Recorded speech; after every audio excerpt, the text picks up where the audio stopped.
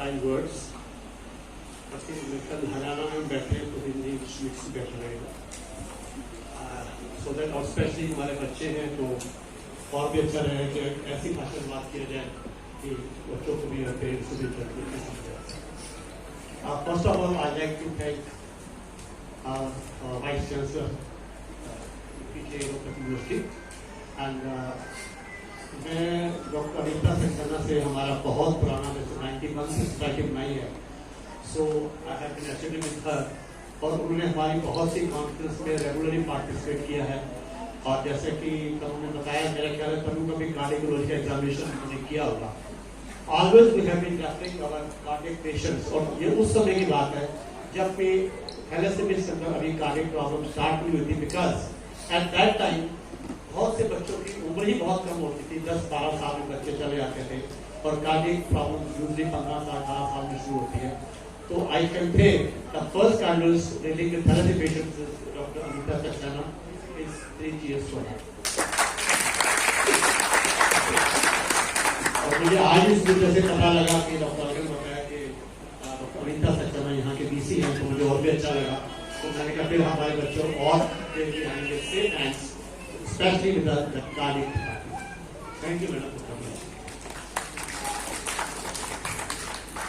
I again welcome and thank Director Dr. S.S. Lochak, MS Dr. Ishwar Singh, and HOD of the Pediatric Department Dr. Tikita. और मैं विशेष रूप से धन्यवाद करना चाहूँगा डॉक्टर अलका यादव का। मेरे ख्याल आज हम जो यहाँ जुड़ के बैठे हैं, it is all because of her. और इतने छोटे टाइम के ऊपर देखा मुश्किल से हफ्ता भी लगा हुआ, शायद कम टाइम लगा हुआ, उसके अंदर इतनी अच्छी एक्टिविटी उन्होंने की है।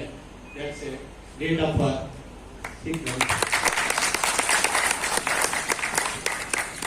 और सबसे खुशी की बात मैं आपको बताऊं जो मुझे यहाँ लगी रोहतक में, हालांकि हमारे दिल्ली के अंदर में जब पेशेंट्स आते हैं मेरे पास, ऑल ओवर इंडिया से आते हैं, शायद मैक्सिमम हरियाणा से, और हरियाणा से भी रोहतक तो एक ऐसा है कि मुझे लगता है कि भाई सेकंड होम कितने ज्यादा पेशेंट आते हैं।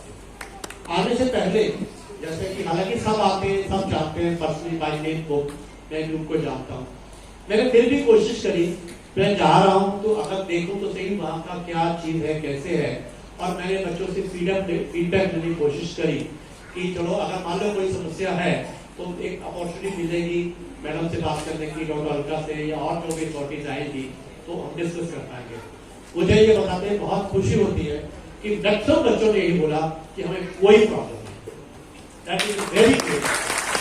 So it's all thanks to all of you, Dr. Alka, Dr. Geeta, MS Director, VC madam. मुझे बहुत अच्छा लगा जब कोई उन्होंने बोला कोई प्रॉब्लम नहीं है, सबके सब मतलब मुझे अच्छे पुष्ट गए। लेकिन फिर भी आज थैलेसेमिया डे है तो मैं थोड़ा सा एक थैलेसेमिया का रीकैप जरूर करना चाहूंगा, ताकि बच्चों को भी, हालांकि जब तक हम बार बार रिमाइंड नहीं कराते तो कुछ ना कुछ कमी रह जाती है। तो मैं, हालांकि आप सबको मालूम है, बच्चों को मालूम है, हमारे डॉक्टर्स ऑलरेडी एक्सपर्ट्स हैं, बट स्टिल जैसे कि हमारी जरूरत है, आवश्यकता है, तो मैं थोड़ा सा रीकैप चाहूंगा। आप सबको मालूम है कि हमारे बच्चों का डायग्नोस पहले 1 साल में हो जाता है और खून की कमी रहती है, तो ब्लड चाहता है, ये आपको सबको मालूम है। लेकिन जो कुछ चीजें मैं बताना चाहूंगा वो बहुत इंपॉर्टेंट है। एक तो ये है कि अगर आप बच्चों की ग्रोथ सही रखनी है तो हीमोग्लोबिन 10 ग्राम होना चाहिए। यहाँ 10 ग्राम का मतलब है ब्लड चढ़ाने से पहले, यानी 9.5 से 10.5। अगर 9.5 भी है तो भी ब्लड चढ़ाना है, या 10.2 या 3 भी है तो भी चढ़ाना है। हालांकि यहाँ मुझे पता लगा है कि यहाँ कोई प्रॉब्लम नहीं है। कई सेंटर्स हम देखते हैं कि अगर वो 9.5 है या इवन 10.2 है तो चढ़ाएंगे ही नहीं कि आप 15 दिन बाद आए, तो ये नहीं है। तो 10 ग्राम करते हैं, यानी कि 9.5 से 10.5 के बीच में अगर आपका हीमोग्लोबिन रहता है तो आपकी ग्रोथ सही होगी, सबसे पहली बात। दूसरी बात क्या होती है कि अगर हीमोग्लोबिन आपका कम हो जाएगा तो उससे आपकी तिल्ली स्प्लीन बढ़नी शुरू हो जाएगी, क्योंकि स्प्लीन का जो है, आप अगर हीमोग्लोबिन कम हो तो क्या होता है कि जैसे कुछ बच्चे हमने देखे, यहाँ भी होंगे या आपने देखे होंगे, पहले ऐसे बच्चे बहुत होते थे कि जिनके फेस की हड्डियां फूल जाती थी, दांत बाहर आ जाते थे, पूरा फेस खराब हो जाता था।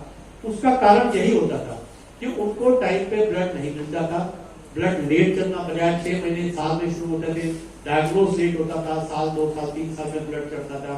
तो क्या होता है कि जो ब्लड चढ़ाने का मुख्य कारण है वो है कि बड़ी बोन्स की बोन मैरो में वहां ब्लड बनता है, लेकिन जब वहां नहीं बनता तो शरीर कहता है कि चलो जहां बनता वहां बनाओ। इसका मैं एग्जांपल देता हूं, जैसे एक फैमिली के अंदर क्या होता है कि अगर हेड ऑफ द फैमिली की आमदन कम होती है तो वाइफ भी कमाती है, अगर दोनों की नहीं होती तो छोटे छोटे बच्चे भी आप देखते हो रैग पिकर्स जो होते हैं काम शुरू कर देते हैं। हालांकि कुछ उनकी आमदन नहीं होती, उल्टा चोट लग जाती है, धुआं जाता है, कुछ ना कुछ प्रॉब्लम हो जाती है, लेकिन फिर भी वो कोशिश करते हैं कमाने की। सेम इसी तरह से जब लॉन्ग बोन्स के अंदर जो हमारे मैरो है अगर उसमें ब्लड नहीं बनता तो दूसरी बोन शुरू हो जाती है, चेहरे की हड्डियां बाकी बोन्स वगैरह तो इसी को भूल जाती है। इस तरह लिवर और स्प्लीन भी शुरू कर देते हैं, वो कहते हैं हड्डी बनाते हैं, काम वो भी नहीं आता, तो उससे स्प्लीन बढ़ जाता है। स्प्लीन का मेन तो काम होता है कि आपके जो खराब सेल्स हैं उनको स्कैवेंजर का सफाई करना, लेकिन जब वो बड़ा हो जाता है तो ठीक सेल्स को भी खाना शुरू कर देता है। तो आप जो ब्लड चढ़ाते हैं, अगर मान लो सपोज ब्लड आप 10 ग्राम नहीं रखेंगे, 6, 7, 8 रखेंगे तो आपका स्प्लीन बढ़ जाएगा। स्प्लीन बढ़ने से जो नॉर्मल ब्लड आप दे रहे हैं वो भी कंज्यूम हो जाएगा, तो इसका मतलब है 10-20-30% वो भी वेस्ट हो गई, तो उससे क्या हुआ कि ब्लड रिक्वायरमेंट और बढ़ जाएगी। इसीलिए मैं अक्सर कहता हूं कि अगर आपने ब्लड 10 ग्राम नहीं रखा, 8 ग्राम रखा है, तो किसी को फायदा होने वाला है, पेशेंट को तो नुकसान है ही है, ब्लड बैंक को भी नुकसान है कि अल्टीमेटली वो पेशेंट की ब्लड रिक्वायरमेंट बढ़ेगी, और जो हॉस्पिटल है उसकी भी नुकसान है कि उसकी जो है जो बेड सर्कुलेशन वो बढ़ेगा। जिस बच्चे को 3 हफ्ते में चाहिए वो 2 हफ्ते में आएगा। ब्लड बैंक के लिए प्रॉब्लम ये है कि जिसको 3 यूनिट चाहिए महीने में उसको 4 चाहिए होगी। तो अगर हम हीमोग्लोबिन 10 की बजाय 8 रखेंगे तो हर एक का नुकसान है। तीसरा नुकसान जो पेशेंट को होता है, हीमोग्लोबिन का आपको मालूम है जब ब्लड चढ़ाते हैं तो उससे जब 120 दिन के अंदर आरबीसी टूटते हैं तो उससे प्रोटीन और आयरन निकलता है। प्रोटीन तो प्लाज्मा बन जाता है और आयरन जो है वो यूटिलाइज हो जाता है ब्लड बनाने में एक आम आदमी के अंदर। लेकिन थैलेसीमिया के अंदर ब्लड बनता नहीं है तो आयरन एक्स्ट्रा हो जाता है, तो शरीर के जिस हिस्से में जाता है जमा हो जाता है। अब मैं यहाँ भी इसलिए कह रहा था कि अगर आपने हीमोग्लोबिन कम रखा तो बॉडी सोचती है कि शायद हीमोग्लोबिन कम आयरन की कमी से, तो जो पेट है गट है उसमें से आयरन एब्जॉर्प्शन बढ़ जाता है। तो एक नुकसान और हो गया, अगर आपने 10 ग्राम की बजाय 7-8 ग्राम रखा तो आपका आयरन भी एब्जॉर्ब ज्यादा होगा। यूजुअली हमारा 1 मिलीग्राम रोज एब्जॉर्ब होता है और 1 मिलीग्राम स्टूल से निकल जाता है, लेकिन हीमोग्लोबिन कम होगा तो 1 की बजाय ज्यादा होगा। इसीलिए हम कहते हैं इंटरमीडिएट के अंदर जिससे ब्लड नहीं चढ़ता, कम चढ़ता है, 7-8 रखते हैं, तब भी आयरन ओवर हो जाता है। उसका कारण यही होता है कि ब्लड से आयरन एब्जॉर्प्शन ज्यादा होता है। इसलिए हम चाहते हैं कि आपके बच्चों में अगर हीमोग्लोबिन 10 ग्राम से ऊपर है, सबसे पहली चीज ग्रोथ अच्छी होगी, स्प्लीन नहीं बढ़ेगी और आयरन एक्स्ट्रा एब्जॉर्ब नहीं होगा। और कम रखने से ना तो ब्लड बैंक को फायदा है, ना आपको फायदा है, ना हॉस्पिटल को फायदा है। इसलिए पहली मेरी रिक्वेस्ट है कि ये आप हीमोग्लोबिन अपना 10 ग्राम से ऊपर रखें। दूसरी चीज है कि ब्लड की चढ़ाने से समस्या, जैसे ब्लड की कमी होती है, मुझे पता लगा यहाँ कोई कमी नहीं है, बड़े अच्छे ब्लड कैंप लगते हैं, कोई कमी नहीं है। एक होता है हेपेटाइटिस बी, सी, HIV खतरा, ये थोड़ी सी समस्या है अभी हमारे देश के अंदर, हालांकि पहले से इम्प्रूव हुई है।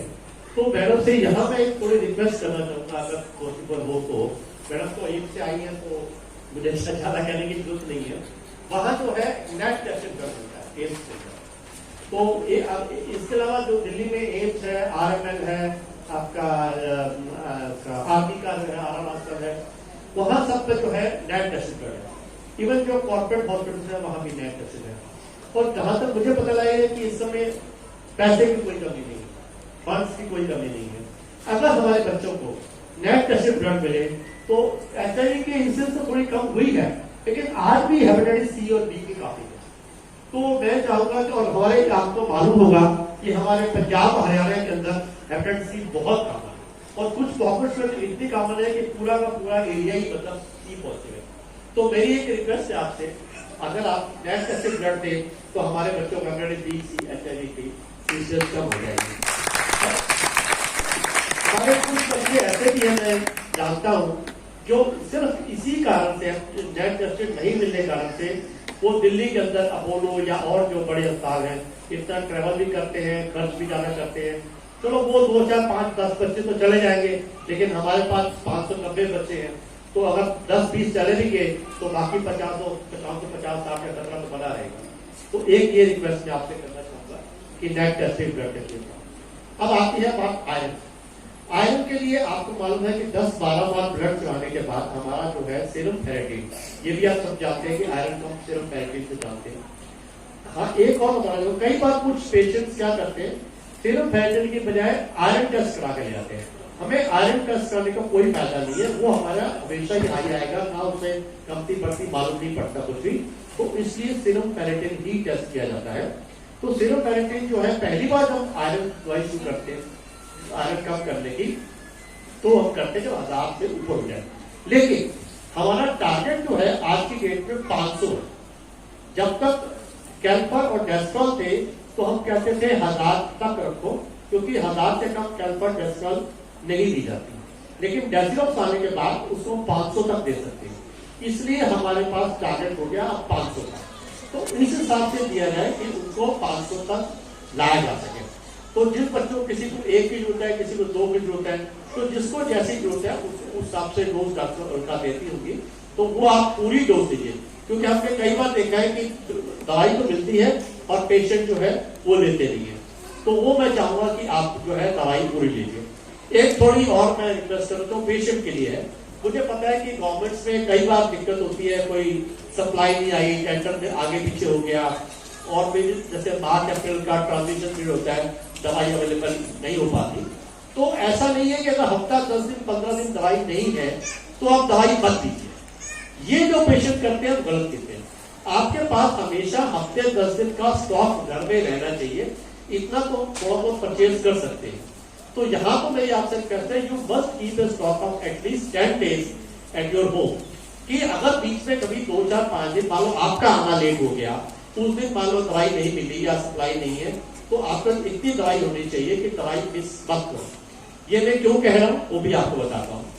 इसको आप ऐसा समझिए कि मान लो आपके पास 50 लाख की प्रॉपर्टी है, आपने बैंक से 10 लाख लोन दिया, बैंक हंस के दे देगा। वो आपका लोन बढ़ते हुए आपने उसका इंटरेस्ट नहीं दिया, 10 का 30 हो जाए बैंक नहीं पूछेगा, 30 हो जाएगा नहीं पूछेगा। जब 35-40 पहुंचेगा तो नोटिस देना शुरू कर देगा। अब जब 40 क्रॉस करेगा तो कुर्की कर देगा। ये तो आप जानते हैं ना। इसी तरह जो आपका आयरन है, फेरेटिन है, आपका जब 500, 1000, 1.5 लाख, 2 लाख, 2.5 लाख, 3 लाख तक बॉडी हार देगी, आप सोचेंगे नहीं कुछ नहीं कोई प्रॉब्लम नहीं। जैसे ही 3-4 में बढ़ेगा तो पता लगेगा आपकी एंडोक्राइन प्रॉब्लम शुरू हो गई, आयरन हो गया, डायबिटीज हो गया, हार्ट प्रॉब्लम हो गई, तो आपको फिर नोटिस आने शुरू हो जाएंगे। और अफसोस की बात तो ये है कि अगर आप नोटिस का ध्यान नहीं देखो तो कुर्की हो जाएगी। कुर्की का मतलब है कि ठीक है भगवान जी जैसा चाहेंगे वैसा होगा। तो मैं चाहता हूं कि इसमें आप ये सोचिए कि आपके मान लो एक घर के अंदर 1 लाख पड़ा है, आपने आज नहीं 2 दिन बाद जमा कराया, तो बैंक तो इंटरेस्ट लेगा 2 दिन का। बैंक ये नहीं बोलेगा कि आपका कल सैटरडे संडे छुट्टी थी नहीं जमा कराया तो कोई बात नहीं, इंटरेस्ट माफ कर देते हैं। ठीक इसी तरह आपका जिस दिन फेरेटिन बढ़ा हुआ है, बॉडी को नुकसान हो रहा है, आप ये मत सोचिए कि मैंने 1 हफ्ता दवाई नहीं खाई तो मुझे कोई बात नहीं, आयरन से कुछ नहीं हो रहा। तो आपको दवाई मिस नहीं करनी है। अगर मान लो कोई शॉर्ट पर एक हॉस्पिटल में आता भी है तो आपके पास दवाई होनी चाहिए कि आप दवाई मिस मत करो। क्योंकि अगर आप दवाई नहीं लोगे, आयरन की बीमारी हो सकती है, पैंक्रियास में जाने से डायबिटीज हो सकती है, और आपको क्या कहते हैं लिवर फेल हो सकता है और हार्ट फेल हो सकता है। इसलिए ये समस्या ना आए, इसलिए दवाई पूरी खाइए और रेगुलर। ये मेरी आपसे विशेष सुझाव। एक चीज और है कि मैंने देखा कि अभी भी जैसे बताया 590 बच्चे हैं, बड़ी मुश्किल मैनेज करने की, तो ये कोई हमारे लिए खुशी की बात नहीं है। जैसे इंडिया को कैपिटल ऑफ थैलेसीमिया भी कहते हैं, डायबिटीज कहते हैं, हर एक ही कैपिटल इंडिया ही है, लेकिन हम इसको कम कर सकते हैं। देखो कम करने में सबसे बड़ा रोल जो है वो पेरेंट्स पेशेंट्स का है। मुझे आज ही कहते हैं अफसोस होता है कि कुछ बच्चों के मामा चाचा मासी बुआ जो रिश्तेदार हैं उनके घरों में भी थैलेसीमिया बच्चे पैदा हो रहे हैं। मतलब कई बार तो देखा है कि सगे बहन भाई में टेस्ट नहीं करते। तो सबसे पहला रोल तो आपका ये आता है कि आपके जितने जानने वाले हैं, रिश्तेदार हैं, उनको जो है जांच के लिए प्रेरित करें। तो उसके लिए मैं तो ये कहता हूँ कि बात वैसे तो यहाँ फैसिलिटी होगी SC/ST की, मैंने ख्याल है यहाँ कैटेगरीज करती है रेगुलर, तो अगर होता है तो ठीक है, नहीं तो मैं रिक्वेस्ट करूंगा मैडम से कि यहाँ के जो एटलीस्ट गाइडिंग डिपार्टमेंट है, हर प्रेगनेंट वुमेन की पोस्ट ट्राइमेस्टर में एक थैलेसीमिया स्क्रीनिंग कंपल्सरी होनी चाहिए। तो दूसरा जो है हमारे जो पेरेंट्स हैं, तो इनके लिए मैं आपसे रिक्वेस्ट करना चाहूंगा कि ये अपने फैमिली मेंबर्स का टेस्ट कराना चाहे तो वो कोई ना कोई रिपीटेडली मान लो मंथ से मंथ है या कैंप लगा के ऐसा उस दिन कर दे कि आज थैलेसी बच्चों के जितने बहन भाई या कजन है उनका टेस्ट हो जाए। क्योंकि सबसे ज्यादा वैसे हम कहते हैं 4%, मैंने आपकी एक स्टडी पढ़ी है PGI की, उसमें 7% तक आया, 7.5% तक आया है थैलेसीमिया। और तो अगर लेकिन और भी ज्यादा होगा, इनके अंदर देखेंगे तो आपको 25-30% मिलेगा, जिसको हम कैस्केड स्क्रीनिंग कहते हैं। तो अगर हम इनके जो रिलेटिव्स हैं उनके लिए वन से 2 मंथ कोई भी तरीका निकाल लें कि आज आपके सब फैमिली मेंबर्स का थैलेसीमिया टेस्ट होगा, वो आप पर शुरू कर दें, तो आने वाले बहुत से बच्चों को थोड़े एफर्ट से बचा सकते। तो ये मेरी आप लोगों से रिक्वेस्ट है, पेरेंट्स से भी रिक्वेस्ट है कि वो लेके आए, और एडमिनिस्ट्रेशन से रिक्वेस्ट है कि वो ऐसा कैंप लगाए ताकि इसकी टेस्ट हो सके। एक चीज और मुझे नहीं पता यहाँ फैसिलिटी है कि नहीं है, वो है आपकी एंटीरियर डायग्नोस्टिक नहीं, सीरियस नहीं है ना, सीरियस अभी नहीं है मेरे ख्याल। लोगों को PGI जाना पड़ता है या दिल्ली जाना पड़ता है, क्योंकि हमारे पेशेंट आते हैं, अगर मान लो कोई कपल है और उसमें अगर वो सस्पेक्ट करते हैं कि बच्चों को चेक करना है, तो उसको जो CBS या करना पड़े और प्री डायग्नोस करना पड़े, तो उसकी फैसिलिटी नहीं है। तो मैडम आपके सामने थोड़ा ये रिपीट करना चाहूंगा कि मैंने एक तो थोड़ी सी रिक्वेस्ट करी है, पेरेंट्स से रिक्वेस्ट करी है कि जितने फैमिली मेंबर्स हैं उनका अपना थैलेसीमिया स्क्रीनिंग कराएं, ताकि कैस्केड स्क्रीनिंग से हम जितनी जल्दी बचा सकते हैं, चाहे पब्लिक स्क्रीनिंग से मास स्क्रीनिंग से उसकी जल्दी नहीं। उसके लिए एक तो मैं चाहता हूँ पेरेंट्स अपने उनको मोटिवेट करें, दूसरा एडमिनिस्ट्रेशन थोड़ी सपोर्ट करे कि 1 से 2 मंथ जो भी हिसाब हो सकता है कि इनका एक कैंप लगाया जाए कि उस दिन सिर्फ थैलेसीमिया बच्चों की जो फैमिलीज है उनका हम फ्री टेस्टिंग करें। दूसरा प्री डायग्नोसिस CBS वगैरह की फैसिलिटी अभी शायद नहीं है, लोगों को चंडीगढ़ या दिल्ली जाना पड़ता है। तो मेरी रिक्वेस्ट है कि अगर यहाँ एक जेनेटिक है, चाहे लंबा प्रोजेक्ट है, अगर हम टाइम लगा के, हमने दिल्ली में भी LNJC में कराया, एक था, तो काफी फर्क पड़ा। अगर यहाँ हो जाता है तो बहुत फर्क पड़ेगा, तो हमारा जो डायग्नोसिस है वो अच्छा हो सकता है। एक मेरा आपसे वो रिक्वेस्ट कम है, तो ज्यादा टाइम नहीं लेते हुए किसी से आप सबका धन्यवाद करें।